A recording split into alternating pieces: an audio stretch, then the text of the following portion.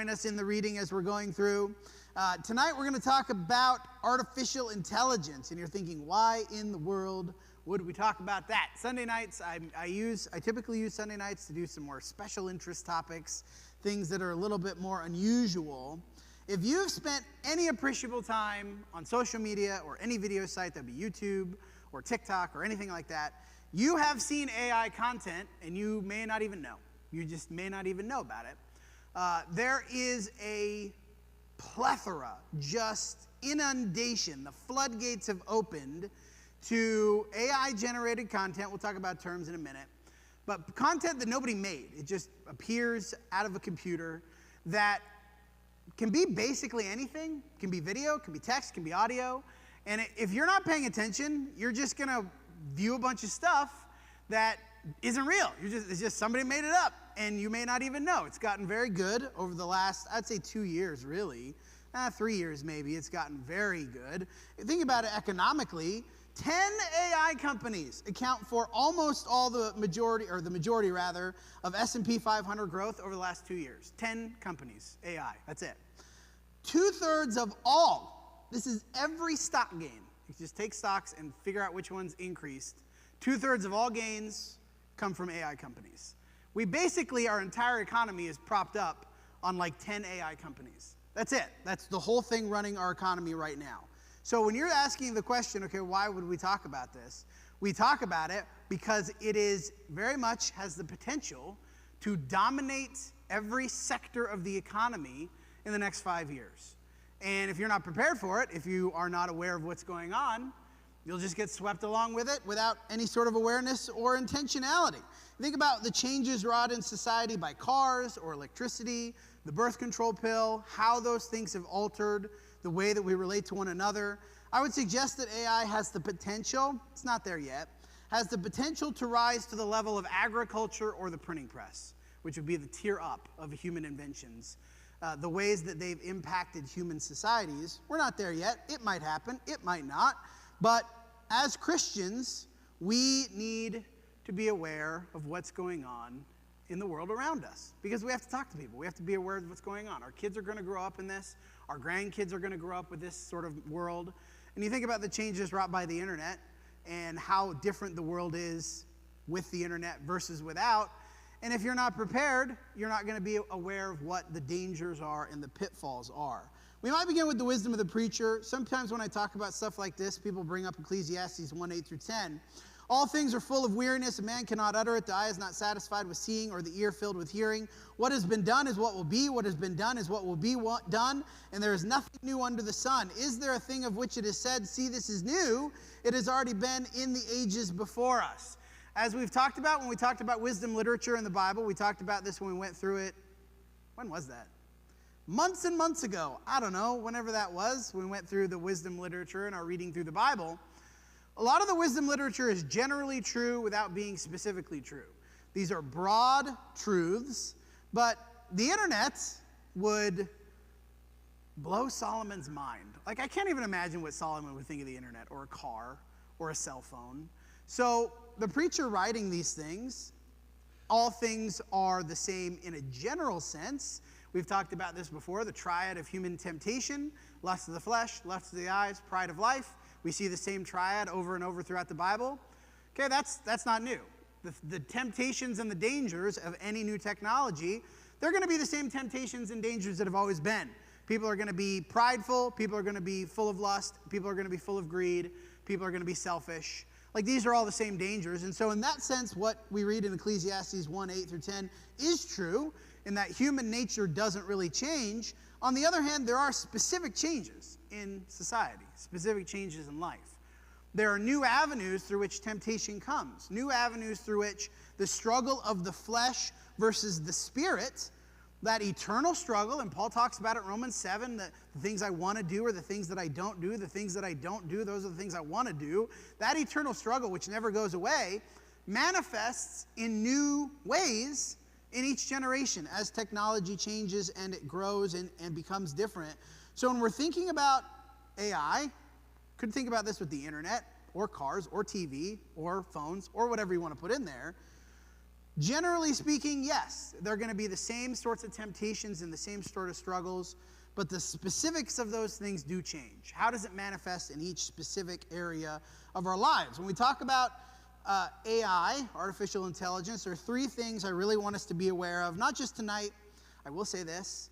I have so much written on this that I just am not going to ever use, so I've really pared it down for tonight. If you want to talk about it or you want more info, I have so much more info to give. We've really pared it down. I want to think about three things regarding this thing. First, eschatology. What is eschatology? We talk about eschatology in biblical studies, the studies of last things or the last days. AI has its own set of eschatology, study of the last days. I want to talk about that. I want to talk about the addictive nature of AI technology. You think that YouTube is addicting now. You are not prepared for AI chatbots. You are just not. We'll talk about that in a minute. And then finally, I want to talk about the skill of discernment and the value of truth, which, as the preacher notes, we Christians have always needed to have discernment. God's people have always needed to have discernment. Truth is just as valuable now as it ever was. It's not any more important than it used to be. Truth is of paramount importance to God's people of all generations. But what does that mean in our context? How does that manifest? I'll come back and talk about this. Christians must grapple with the world as it is. This is the downside of being in exile. We talked about the exile. We talked about this several weeks ago. Peter talks about Christians as exiles on earth. This world is not my home. I'm just a passing through. We sing that song sometimes. While I'm here on earth, I have to grapple with the world the way it is. Like, this is where I have to live. So with every technological advance, this is again true of everything that has ever happened in human history, God's people must thoughtfully consider how it fits in with God's design for the church and the family and the individual life. And I would suggest that where things have gone wrong in the past are when God's people did not think about things intentionally. When God's people did not consider how new technology would either be a blessing or a curse, because there's some great things about AI. This is not going to be all negative. But when we don't consider thoughtfully and considerately how new things are going to affect our Christian walk, that's when things go off the deep end. That's when people end up leaving the faith, or they create false teaching, or they create new groups that are not following God's will, is when we are caught unaware. We are blindsided by what's happening in the world instead of thinking about these things carefully. I want to go back to this. We'll put these terms up. We'll talk about these terms throughout. Again, I want to remind you, I have a lot more information if you want it. This is just very basically pared down to a 30-minute lesson. AI, artificial intelligence, is a term that is almost so broadly used as to be meaningless. It is applied to so many different things, so many different technologies, and you know how people are. AI is the hype thing, so if there's any possible way we can brand our new product as AI, that's what we're going to do. Well, a lot of these products, a lot of the new stuff that comes along, doesn't really have anything to do with AI in the classical sense. So I would just caution you when you see the words artificial intelligence, that is, again, almost so broadly used as to be meaningless. Like, just be careful how you think about that term. When we think about these new products, we're really thinking about LLMs, or large language models, which is the basis for most AI programs today. What is that? You basically put a bunch of data into a computer, and I'm gonna simplify almost too much because I just don't have time to get into the details of it. You put a bunch of data into a computer, it analyzes the patterns and connections in that data, and it creates basically a very advanced autocomplete. So you're typing to an AI program, you put in whatever, it responds based on millions and millions and millions of lines of text, thinking about all the ways that text is used, and it collates all of that data. Based on that millions and millions of lines of text, what is probably the most likely next word? What is the next word and the next word? And if you ever do this on your phone with texting, an interesting exercise is to go on your phone and start texting somebody and type in like, today I, and then just hit the autocomplete the next time. Just keep autocompleting the sentence. That your phone does that. Your phone has autocomplete. I will be home around 10 p.m. Please have, and then it might complete like, please have dinner ready. It might just autofill that. That's essentially what an LLM is, on orders of magnitude more complexity. Again, this is so reduced as to almost be meaningless, but that's the basic idea. Chatbots then, are programs built on LLMs which simulate conversation. You basically have a conversation, you type in, and then it responds, and then you respond, and then it responds. But because this is such a complex data set, and it has so much information that it's drawing on, it can very reasonably approximate conversation. I don't know if you've ever used any of these programs. You can have long, lengthy conversations, and it's very easy to get sucked into thinking, oh, this thing is a person. This thing is really thinking. This thing is really responding. It is not. It is auto-completing the next word and the next word and the next word and the next word very, very fast, very, very well, but it is not thinking for itself. It is basically thinking based on the flow of this conversation, all of the words that have happened in this conversation so far, what is the most likely word that this person is looking for next? And next, and next, and next. The last thing I want to define a generative AI. There are many programs that can generate art, video, text, programs, etc. You can now, whole cloth, start from scratch. I would like a video of a dog on the moon. And it will give you a very well done, realistic, lifelike video of a dog on a moon. Guess what? There's never been a dog on the moon, especially without a spacesuit. But if I wanted to make a video that was very realistic and demonstrated that, it would take me 30 seconds. 30 seconds to do that. What's my point about that? Especially when it comes to generative AI, think about photos. If you have a social media presence, it would be astonishingly easy for me to scrape all of your photos off of the internet, put them into an LLM, a generative AI program, and say, let's talk about Jeff. Well, I'm going to use Jeff because I know Jeff loves AI. It would be not very hard for me to find enough photos of Jeff to put into an LLM and then say, make a picture of Jeff, I don't know, doing something crazy. If we're wanting to be malicious, we might say, make a picture of Jeff having an affair. That wouldn't be that hard. It'd be pretty easy to do. And the picture would be indistinguishable. It would be lifelike. You would not be able to tell.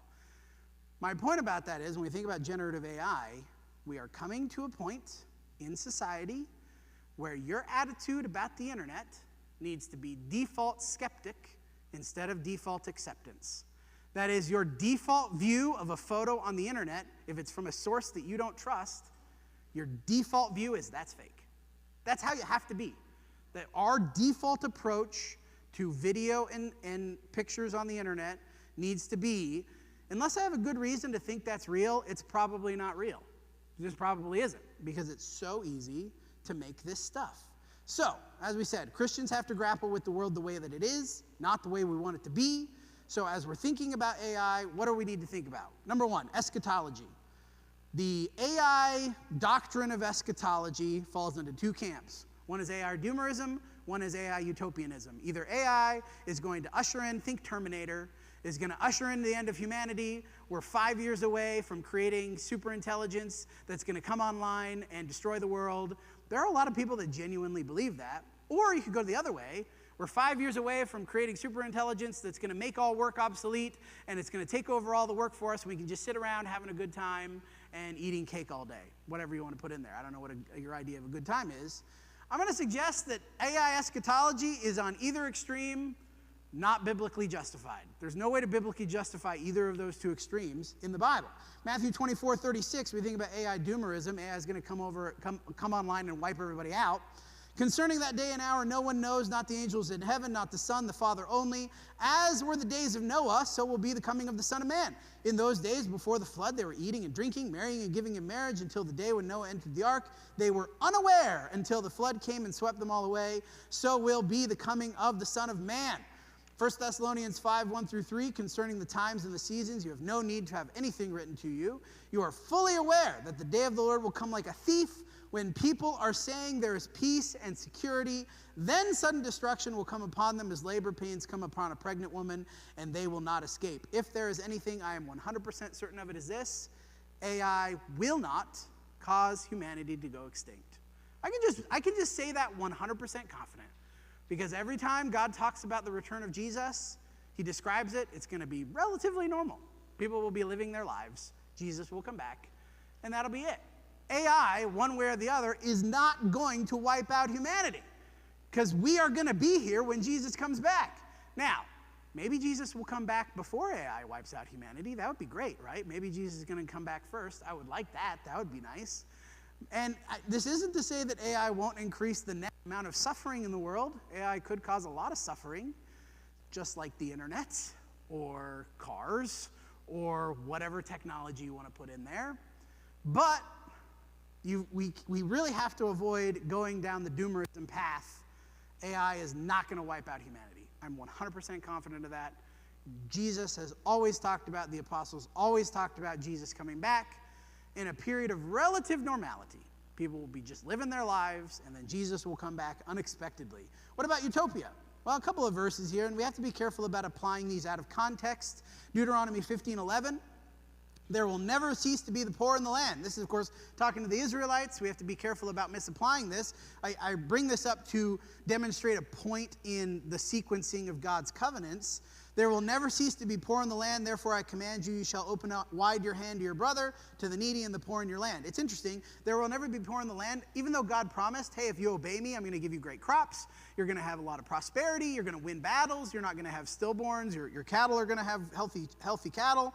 Like all of this prosperity, but then in Deuteronomy 15, he reminds them, even though you're going to have all this prosperity, there's still going to be poor in the land. They'll never go away. So you need to be generous. Jesus says a similar thing, Matthew 26:10. Jesus, aware of this, said to them, why do you trouble the woman? She has done a beautiful thing to me. This is after she pours the expensive ointment. And they're like, oh, we could have sold this ointment and given the money to the poor. She has done a beautiful thing to me.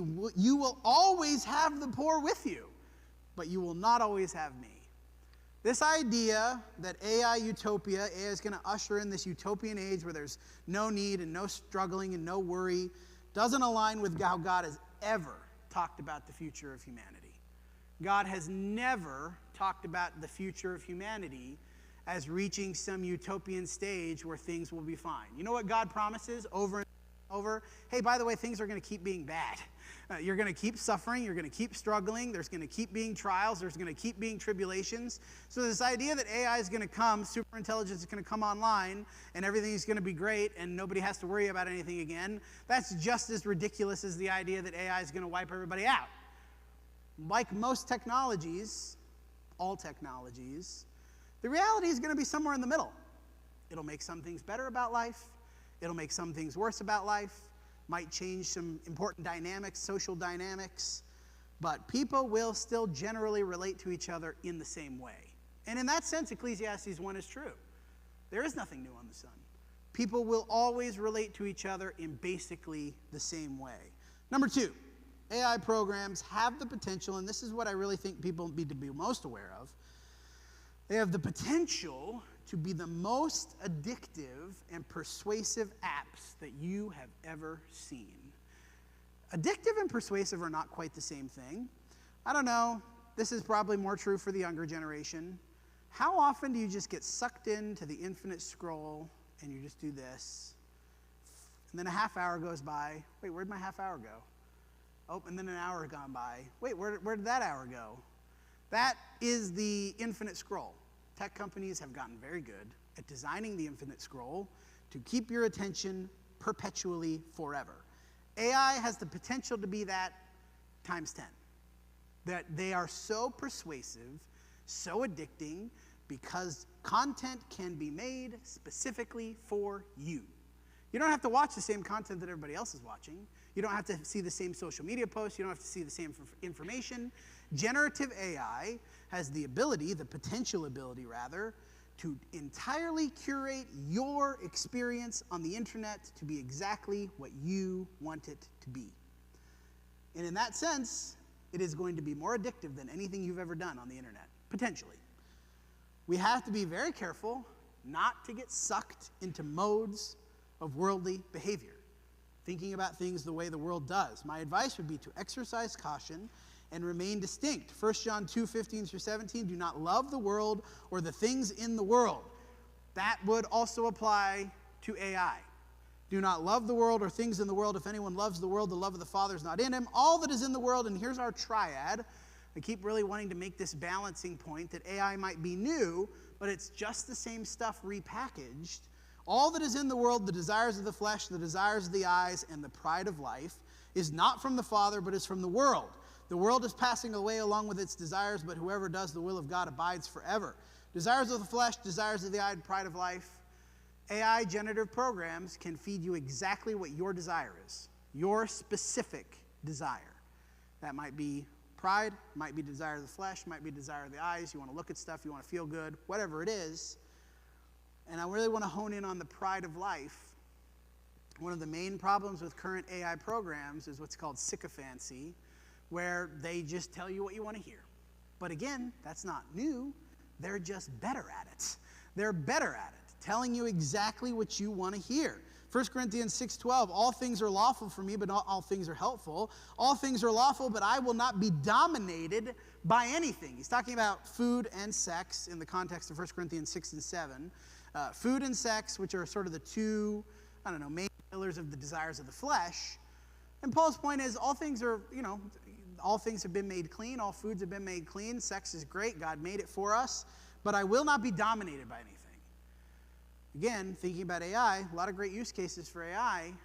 That's fine. Are you going to be dominated by it? But the same might be true of Facebook. Same might be true of Fox News or CNN. The same might be true of put whatever you want to put in there. A lot of things in life that are enjoyable and good, but are you being dominated by them? Are they controlling you? Or are you the one that's in control?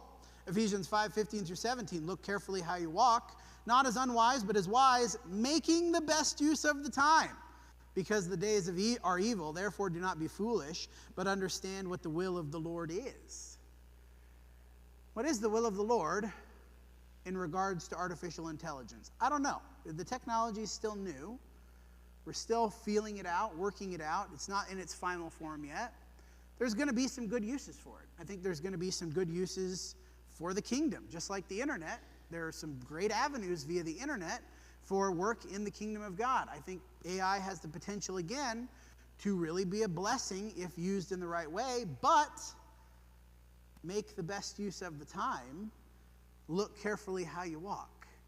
That we're being careful in how we use this tool.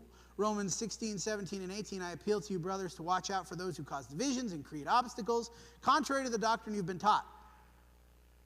I would suggest, again, we could go one level back just to social media. Social media is the last major seismic invention. Watch out for those who cause divisions and create obstacles. How much of your social media use, or we could go back to even legacy media, TV and news. How much of your news consumption is really focused on the divisions?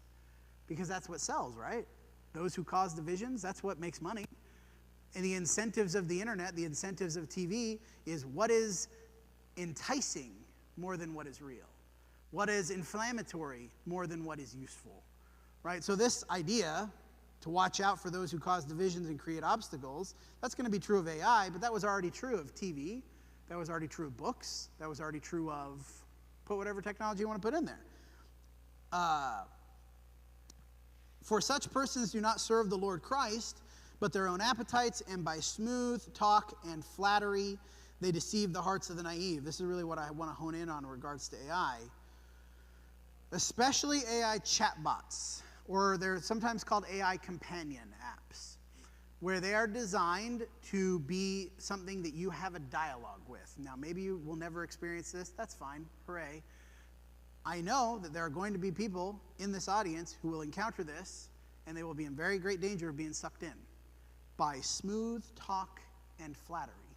Not intentionally. The AI is not doing that on purpose. It's not like it doesn't have volition like a person, but it is designed to keep you on the app.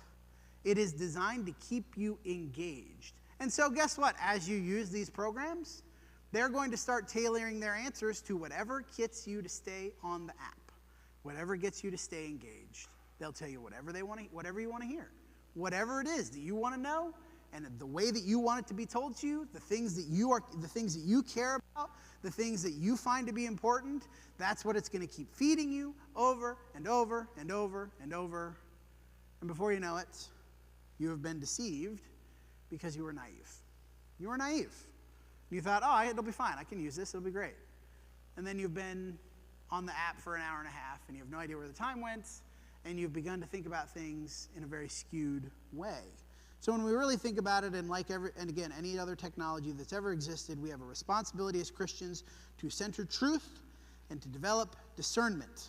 The importance of truth has always been central to the Christian life, central to God's people. 1 Corinthians 13, 4-6, love is patient and kind. It does not envy or boast. It is not arrogant or rude. It does not insist on its own way. It's not irritable or resentful. And again, I really got this bolded and highlighted because I really want to emphasize this. Love does not rejoice at wrongdoing. It rejoices with the truth. And we could go again 1 or 2 levels back in technology. AI has the potential to really ramp this up, but social media does this. Are you rejoicing, spending a lot of time enjoying things that are wrongdoing? Or do you rejoice in the truth? That could apply to social media, that could apply to news, that could apply to TV, could apply to any number of things. Love doesn't rejoice in wrongdoing. It rejoices in what's true. Philippians 4, 8, and 9. Finally, brothers, whatever is true, whatever is honorable, whatever is just and pure and lovely and commendable and excellent, if there's anything worthy of praise, think about these things. What you've learned and heard and seen in me, what you've learned and received and heard and seen in me, practice these things, and the God of peace will be with you. I strongly believe, other people will disagree. You can't take I have my opinion. Some of this about AI is my opinion. Not what we're talking about in Scripture, but my assessment of the technology, let's say. I very strongly believe that we are very close to a point when you should have, and I think I've said this already, you should have a default skeptic attitude toward any image you see on the internet. You should just, by default, unless it's from some source that you trust for other reasons, by default, you should just not assume that any image you see on the internet is true. Because it's super easy, it costs basically nothing to create any image I want for whatever purpose I want. It's just a thing that I can do very easily. The internet is flooded with what's called AI slop. I don't know if you're familiar with that term, AI slop. It's a great sounding term. It is just stuff that the generative AI programs have made, and they flood the internet because they want pages to have engagement. That's it. That's all they do. It's called content farming, where you just spam social media sites with images and videos that are all just made up and they're pointless and they're stupid, because that you get engagement and you get the almighty ad revenue. It really all comes back to ad revenue. That's a separate question. We have to be very careful to be people who prioritize truth. So when you're sharing stuff on the internet, you're sharing things that you've seen, it is worth spending the extra time to verify before you share. I'm going to share this thing, it's a really good video, or it's a really good picture, whatever. Spend the extra time to verify, hey, is this actually real? Before you share it. Spend the extra time to make sure that the stuff that you're watching and seeing is real. Romans 12, 1 and 2, the need for discernment, and this is what it comes down to, the ability to discern a couple of different things. To discern right from wrong, that's an important part. To discern true and false, this is an important skill we're all going to need to learn. It's hard to articulate. I've thought about doing a seminar on this later. It's hard to articulate if you're looking at an AI image. It's easier for what we would call digital natives, that is, people who grew up on the internet. It is going to be easier for people who grew up on the internet. There are certain telltale signs that you can't even really put into words.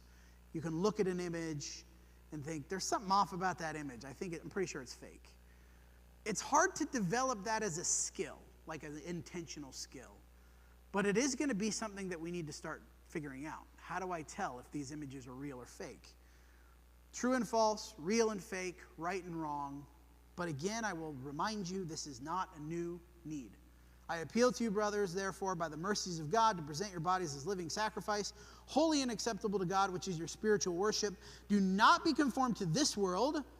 Do not think about things the way the world thinks about things, but be transformed by the renewal of your mind, that by testing you may discern what is the will of God, what is good and acceptable and perfect. It's going to require some testing. trial and error. We're going to have to figure it out. Taking what God has said, which is principles and instructions and commands for life, but designed in such a way, the Bible is designed in such a way that it is applicable to people of any era. It's going to last however long it lasts. I don't know how long until Jesus comes back. Say Jesus doesn't come back for another 1,000 years. The Bible is designed in such a way that it will be equally applicable to people in the year 3000. But for it to be that way, God knew that he had to design it in a general way. And it's up to us, by testing, by careful consideration and discernment, to figure out, okay, the things that God has told me in Scripture, how do I apply it in these specific areas of life that didn't exist when the Bible was written? How do we discern what is the will of God? Ephesians 5:6-11, let no one deceive you with empty words, for because of these things, the wrath of God comes upon the sons of disobedience. AI has the potential to be the most deceptive technology in human history. And again, I'm using the word potential. We're not there yet. Maybe we're at an end of its development. There's several schools of thought. Again, if you want more information, I have 10,000 words written about this. It's possible we're kind of at the end of its development cycle where we've capped out the technology. We're really 95% of the way there. It is possible that there's another technological leap to come. I don't know. Nobody knows yet. If there is another technological leap to come, this will be the most deceptive technology that has ever existed. Not on purpose, although it could be used that way on purpose, but just by the nature of these apps are designed to tell you whatever you want to hear to keep you in the app. So is that going to prioritize truth? No, it's not. It's going to prioritize what you want to hear. It's going to prioritize what makes you engage. Let no one deceive you with empty words, for because of these things the wrath of God comes upon the sons of disobedience. Therefore do not become partners with them. At one time you were darkness, but now you're light in the Lord. Walk as children of light, for the fruit of light is found in all that is good and right and true, and try to discern what is pleasing to the Lord. That will apply to our use of AI programs. There are going to be some use cases. I very strongly believe this. I've used them already to this effect. What was it? Oh, Tracy gave me a list of, we're redoing some of the curriculum stuff for the kids. So Tracy gave me a list of different Bible stories from the life of Jesus, and she wanted me to look over them and put them in order. So I just pasted the list into ChatGPT and said, put these stories in the order that they appear in the Gospel of Luke. 2 seconds later, there's my list. Hooray, that was awesome. That was great. Would have taken me, I don't know, an hour and a half to do that by myself. So there are use cases that are very, I think, advantageous, very beneficial, but it's going to take intentionality and discernment to figure out which of those use cases are pleasing to the Lord and which of those use cases are pleasing to the devil. Which of those use cases would really lead us away. Take no part in the unfruitful works of darkness, but instead expose them. We have to be very careful not to get sucked into a worldly way of thinking. We'll close with this is our last slide. I know we're almost out of time. It's already 6. Sorry, guys. We'll go eat ice cream soon. First, we need to educate ourselves. I have 3 things to take home. First, we need to educate ourselves on the abilities and potentialities of these new programs. They are already affecting society in profound ways. Again, I'll say that again. Two-thirds of all stock gains in the last 2 years come from AI companies. It's affecting you whether you know it or not. It's affecting everything in the economy. Everything in this country is being affected economically by these programs. We need to educate ourselves on the potentialities of these programs. Second, we need to take a proactive role. This is especially for parents. Take a proactive role in how our children might encounter these programs, especially chatbots, and I will say this with zero hesitation. Do not let your children have unfettered access to an AI chatbot. Don't do it. In your grandchildren, I don't know how much influence you have over your grandchildren, do not let your grandchildren have unfettered access to an AI chatbot. That is the single most destructive thing that these programs can do. Because kids do not have discernment. Because they're kids. It's not their fault. They don't have it. They just don't have it. It is our job as parents to impose limits and protect our children from the things they are not ready for. Do not let your children have unfettered access to AI chatbots. I cannot say that strongly enough. I'm getting emotional because some of the things some of the stuff I've not experienced, but you see so many things online about different ways that these programs are affecting people. But the second question here, I would suggest, if you are not equipped with the discernment, hey, maybe you don't need to use those programs either, right? If you're not confident in your own ability to retain a discerning level between what's true and what's not, especially in regards to technology, maybe take a proactive role in saying, this is not for me. That's okay. It's not for you. You don't have to do everything that happens in the world. You don't have to be a part of every technological revolution. It is okay to know our limits and to say, hey, I'm not ready for that yet. But we have to be proactive about that. Finally, retain your ability to think. I have really thought about this a lot in my own life, in my own job.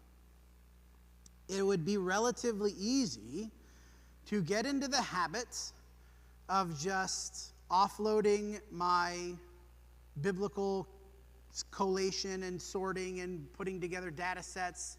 It'd be relatively easy for me to just offload that to AI. Like, I could do that. It would not be very hard. I just gave an example before. I've made a personal decision. Your mileage may vary. I've made a personal decision that when it comes to my own study, especially in preparing lessons, I have a zero AI use policy. Just don't use it at all. Now, that's not going to be applicable for everybody, but we need to retain our ability to think critically and discernment. It's going to be very easy in the next couple of years to get in the habit of offloading your thinking to an LLM, just entirely. How should I respond to this? One of the things that people use AI most for, this might surprise you, one of the things that people use AI most for is responding to emails.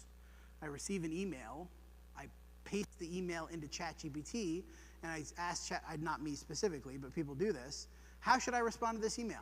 And then ChatGPT puts out an email. You just send that email. Before you know it, you haven't responded to an email personally in 6 months. And as we all know, what happens to skills that you don't use? You lose them. It's going to be very easy, very tempting to just offload all of your thinking to LLMs. And don't do that. You need to retain the ability to think for yourself, to critically analyze information, to critically evaluate new information especially, and to realize or to know how to put that data into ways that's useful and true and valuable for your life.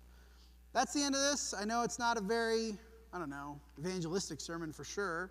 I will say again, I want to invite, my invitation tonight is much more geared toward, if you want to know more about this, if you're uncertain about any of this, if you have questions about it, come talk to me. Let's talk about it. Like I say, I have so much information on this, too much, quite frankly, to be honest. But don't try to navigate this by yourself if you're not unsure.